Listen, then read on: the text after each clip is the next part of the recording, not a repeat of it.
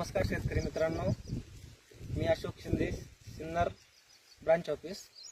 आज आपण आलोय पंडित गीते यांच्या क्षेत्रामध्ये, मुक्काम पोस्ट मेंढी, तालुका सिन्नर, जिल्हा नाशिक।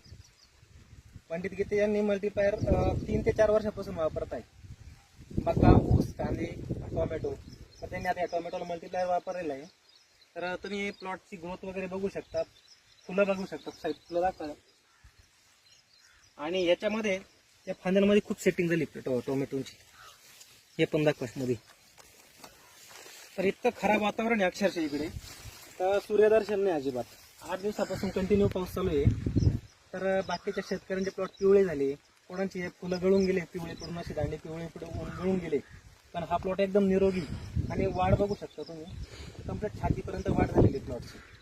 आणि सगळ्यात महत्त्वाचं, जिथं जमीन चिकट आहे तिथं सुद्धा हा प्लॉट इतकं सुंदर, तिथं पाणी साचलेलं तिथं सुद्धा। तर मल्टीप्लायरचं कार्य काय तुम्हाला सांगतो मी थोडक्यात। आता पांढऱ्या मुळांची वाढ करणं, मुळी कायम ऍक्टिव्ह ठेवणं आणि जमीन भुसभुशीत करतं मल्टीप्लायर।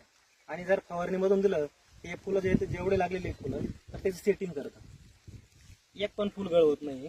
तर प्रत्येक शेतकऱ्याने ना एवढ्या खराब वातावरणामध्ये मल्टीप्लायरचा एकदा वापर करून बघावा, माझी अशी विनंती आहे। आणि तुम्ही पण असे छान रिझल्ट घेऊ शकता मल्टीप्लायरचे।